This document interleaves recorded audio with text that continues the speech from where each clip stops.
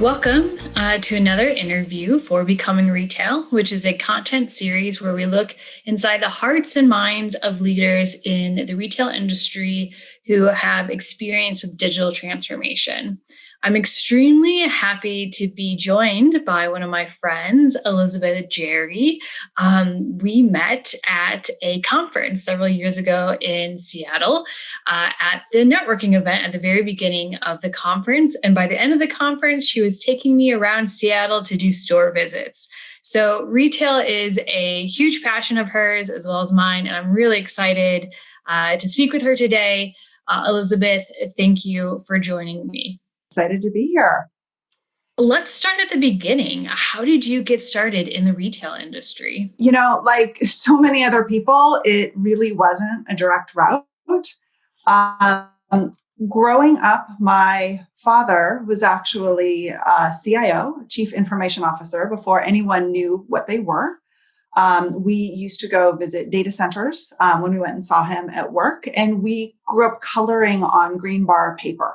My biggest dream was just a white piece of paper to color on. But he left that and became an entrepreneur and did consulting primarily in the food service space, providing technology solutions. So as an entrepreneur, we didn't get to eat out a lot. And when we did, it was always for his work. So I grew up having dinner table conversations about data structures, about reservation systems. We would go to restaurants and we would each be assigned something to watch. He would record how long it took between when we ordered and when we got our food. And it was super annoying, but also really instructive.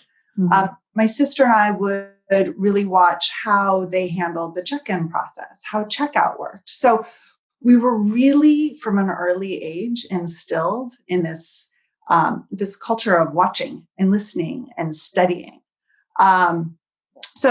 Logically, I went off to college and studied history and economics and landed in the world of systems consulting. So I was doing large-scale custom software implementation integration. It couldn't have been further from customers, from retail, although I did have end users. But my very first job, my first exposure to retail had actually been as a member of the Nordstrom Brass Plum Fashion Board. So to apply, we were interviewed. My photo was hanging in the dressing room at the Brass Plum store in Bellevue Square. And through that, I actually got to work at Nordstrom. And one of the first things that we did is we did orientation. And Nordstrom is famously known for putting the customer at the top, at the very starting point of the pyramid. Everything goes back to the consumer. And I thought that was normal. So when I started working stock or I did checkout during the anniversary sale, we used to have to shank the tickets, right? You have to write all these numbers on the back, which allowed me to know how much my parents had paid for gifts. It was amazing. I really got involved in that and understood it and loved it. But I had landed in systems consulting. I knew I needed to learn more about business. I wasn't getting that doing the work that I was doing. So I went and I got an MBA at the University of Chicago, where everything was quant. It's about data, financial systems. I studied marketing. I went and I did a little bit of IT strategy consulting. And then I landed at Amazon.com during the first boom. And Amazon is famously customer centric, and I really loved it. I ultimately moved from there to the Gap in the San Francisco Bay Area, which is part of how we know each other. And my focus on all of that was really about customers. It was about solving the problems and understanding what they were doing and how they were evolving and engaging. And that ended up being just how I got into it, kind of following this passion and this interest. You've held roles in technology, marketing, and strategy, and I find that overlap to be really interesting. In fact, we are testing out different retail personas in our leadership survey. For marketers, we're calling them experience evangelists, and for strategy folks, we are calling them strategy setters. How would you self-identify with these personas? Would you choose one? I kind of identify with them both. So when I was growing up, marketing was a bad word, right? It was the 80s. It didn't have the discipline that it has today. It had seemed a little bit more woo-woo. I now know that even then that probably wasn't the case, but I'd always kind of tried to steer away from it because of that. But at the University of Chicago, I found a much more data-based approach to understanding consumers and understanding marketing. The way I had made many of my career decisions was really about what problem I got to solve or what thing I really got to immerse myself into. So I joined Amazon actually through what was really a strategic question for me, but it was a marketing role. I literally strategized my way into a marketing role.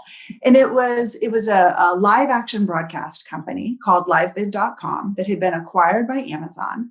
And it was bringing in its first real marketer. And this was during the first boom. And so no one really knew how to market online well. And I was so intrigued by how you think about exposing customers to a variety of product, how you think about the implications for pricing, that in preparation for the interview, I sat down and I wrote a 10-page manifesto on what the opportunity for the business was and basically strategized my way into a marketing role. So even as I've evolved, I've really traded off between the sides. In a marketing role, you get to get really close to the customer. You get to understand how they make their decisions. You get to apply different programs and different levers to see if you can address their needs and opportunities. But on the strategy side, you have the time to think great thoughts, right? To dig down into the data and the details to understand why something happens.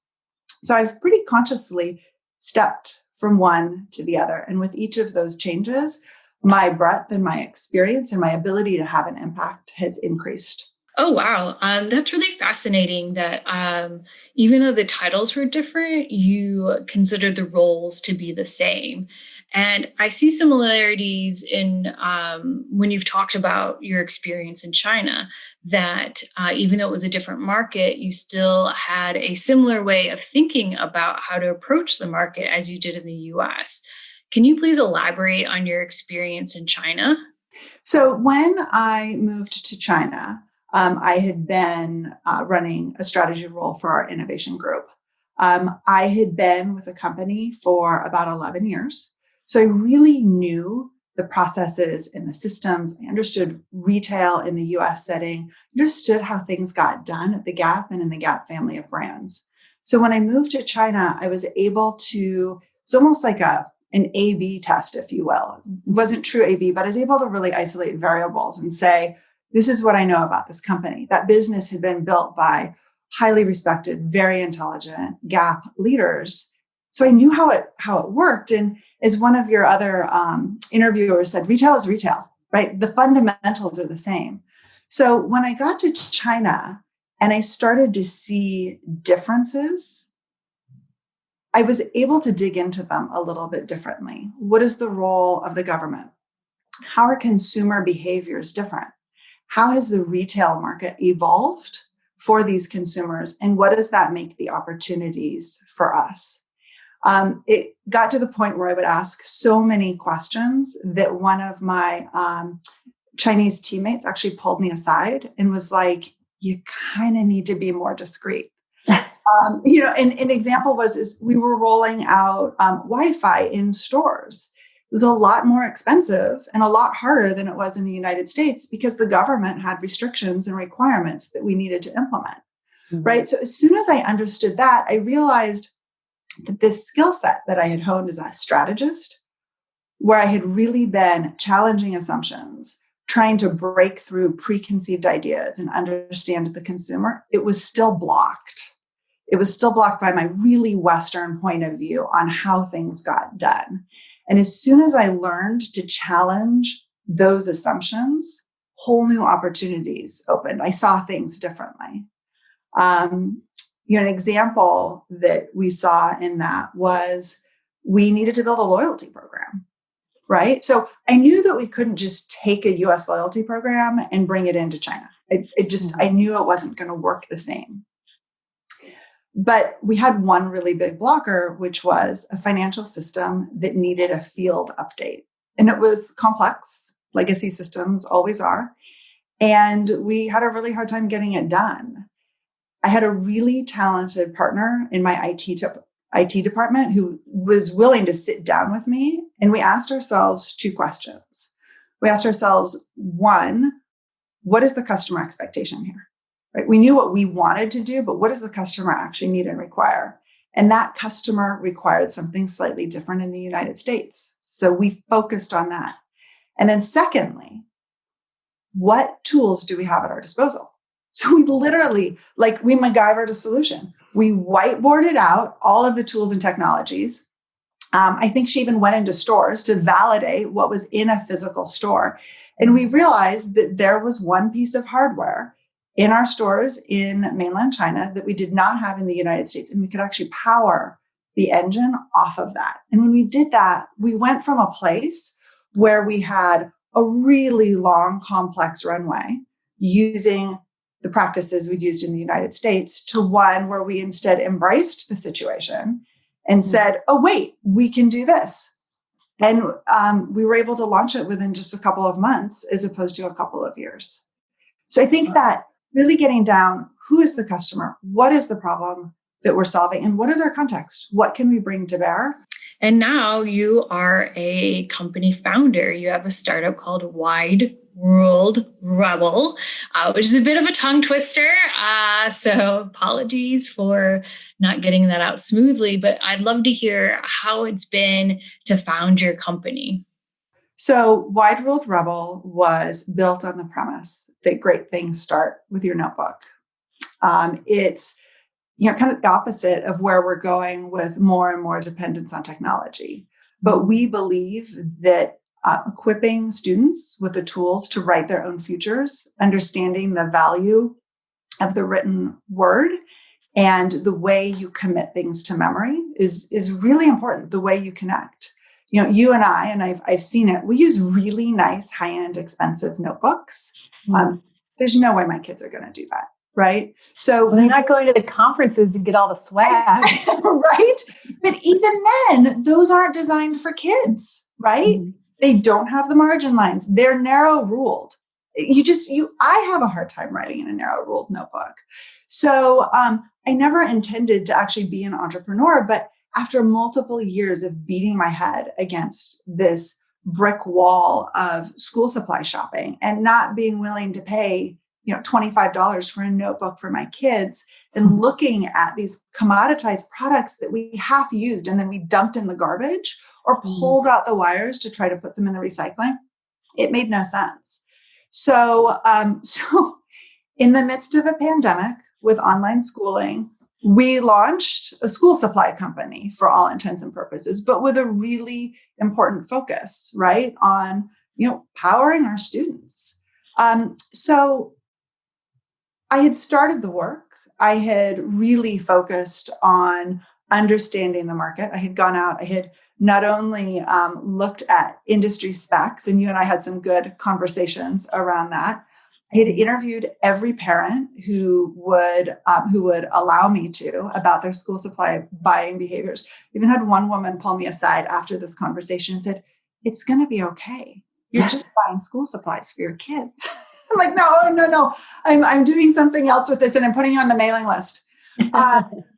But we definitely saw that there was an opportunity, and as any good, retailer would, we tested our product, right? So that was really different. I mean, I was delivering them with a mask and gloves, wrapped in plastic, and yet being environmentally friendly is really important to our mandate. So, we're like everyone else. We're changing our expectations. We're changing our approach. We're changing our focus. We've scaled back our ambitions in some areas, but also grown them in others. So I think like everybody, we're adapting. Throughout your career, though, there is a clear theme, and that is customer centricity, which is a bit of a vague term, maybe overused. So I would really like to get your perspective on what it means to be centered on the customer. So I grew up in the Seattle area, which is arguably the center of customer centricity, right? So many of the world's most customer centric companies are based here. Nordstrom, REI, Costco, Amazon, Starbucks doesn't actually put the customer first. They put the associate first, but that's really about putting the customer first at its heart. And so it's really ingrained in so much of my upbringing and what we do. But I think what being customer centric really means is it's actually putting the customer before your own voice and your own opinion. I think it's really easy to fall victim to what we refer to as mother-in-law research, right? It's talking to a friend, or this is what I experience. And so being customer centric to me really means listening with all of your senses and challenging every assumption that you can. So for me, I start with the data. I start with customer segmentation. I start with really interrogating the information that we have, running tests where we can.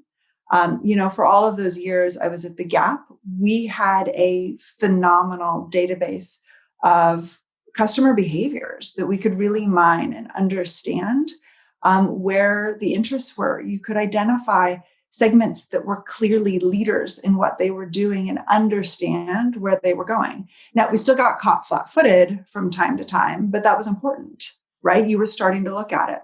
Mm-hmm. Go into stores, watch what customers are doing. Do consumer insights, right? Do research, do surveys. I think that's all incredibly important. But one thing that I hear a lot and have been challenged on myself, when it comes to innovation, some people will say, well, customers, you can't ask them, they don't know, right? Could we have ever predicted the rise of the smartphone the way that we have, or a pandemic? We're terrible at that. But what I used to do, and I still do, is I watch people outside of my competitive set. So I obsess over Apple and Apple products because they set so many standards. The Gap customer is not going and buying Apple clothing, but Apple is setting an expectation for what it is they are able to access through their retail experience. And how can we look at that to understand where it is that we need to go and how customer expectations will evolve? I remember waiting breathlessly. I think it was the iPhone 5 that had the first thumbprint capability, right? Yeah. When were we going to be able to use that to log into our app, right? It took forever, but it was there. And so I think really challenging and questioning those assumptions to put the customer ahead of your own opinion is really about what customer centricity looks like. And now I'm going to switch gears and we're going to talk about digital transformation. Again, another kind of vague term that's probably overused. So it's really important to get your views on it and the details behind it. So as a retail leader that has been involved in digital transformations, what is your perspective on that? I think, in my world, in my role, it's there's points of transformation, but it's more of a continual evolution. I had my first computer in fourth grade. I grew up, all of a sudden I had a laptop in college. It was amazing, right? That's all kind of a slow, steady progress. So I think the first thing that we need to accept is that it is always evolving. So it's this evolution marked by seismic shifts. But those shifts don't entirely come out of nowhere, right? So if we think about the shifts that we've seen, the first dot-com boom, right? So in the late 90s, early 2000s, what we saw evolve there. Smartphones, which even having carefully watched what was happening there, holiday of 2013, they seemed to come out of nowhere as a major impact for retail traffic. The impact that social media has had, and a whole new set of things that I don't think we can fully see yet. So it's both an evolution, but a series of seismic changes. So as a leader, we need to be able to account for that and address that. So there's been this mindset I've seen some in the past that there's these leaders that are silver bullets, like you bring them in and everything will be better. But the reality is that addressing digital transformation is really about managing change. Mm-hmm. It's about the leader really determining where it is that you are, where it is that you're going, and the steps that you need to take to get there. It's relatively straightforward, but constantly reiterating that. There's a drumbeat that needs to occur because it's really about the people who deliver it. And how do you inspire people to embrace change? It's very difficult for people to embrace and move with change. Do you have any suggestions, advice for others who are, trying to lean into digital transformation? So I think one of the hardest things about these shifts is the ambiguity, right? It's the not knowing. And yet, so many of our team members have this expectation that they need to have the answer to everything, particularly in a data intense world. So I think there's a couple of things that we need to do. I think one, we need to consistently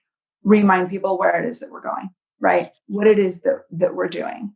And it isn't once, it's over and over to the point that your team is rolling their eyes at you.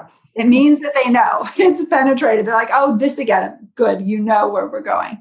And then it's about equipping them with the tools that they need to be able to address that, right? So, empowering them.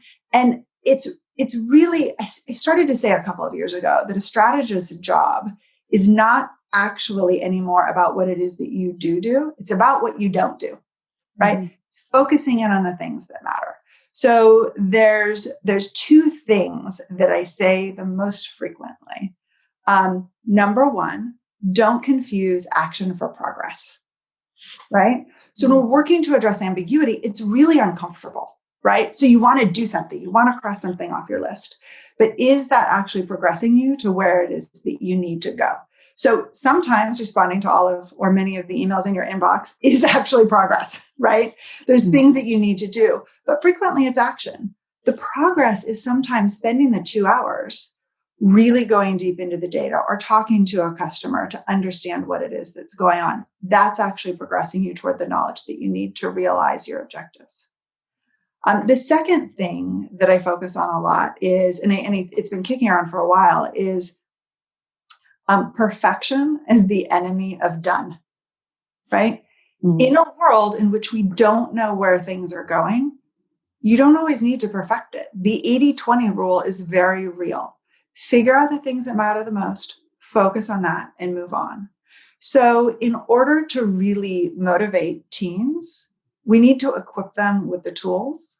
We need to empower them with what they need to be successful and provide a consistent message, right? This is where we're going.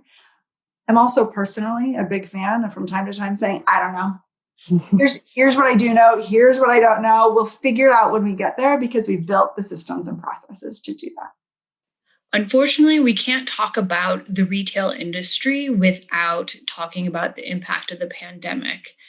So first, I'd love to hear your thoughts on how you think the pandemic is impacting the retail industry and what the future looks like.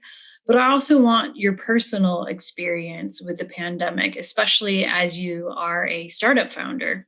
So I've been searching for the right metaphor on the pandemic. And, I do start frequently from a technology place. And I feel like this is the big operating system upgrade that we've been avoiding. Mm-hmm. Right? We've been putting it off and off and off. And we don't have a choice. We've hit reset and don't know what's going to come next. Right? So we know that there's a tremendous amount of bad, right? We're seeing, lots of, we know what all of it is, and we don't know what that's going to look like. But when you reboot, when you start, when you address the loss of tools and capabilities, people, relationships, ways of living that we used to have, there's some good in there. right? There's upgraded tools and applications. There's a new version of Zoom or a new email system or something that makes things better. And we're still in the middle of it. So I think there are some things that are actually really exciting that I can't wait to see how they'll evolve. In China, we used QR codes in stores, right? So you could be in a store, scan with your phone. On WeChat, it would open a page that would give you details on the product nearly instantaneously. Mm-hmm. QR codes never took off in the United States. You had to have a reader. You had to have all these things.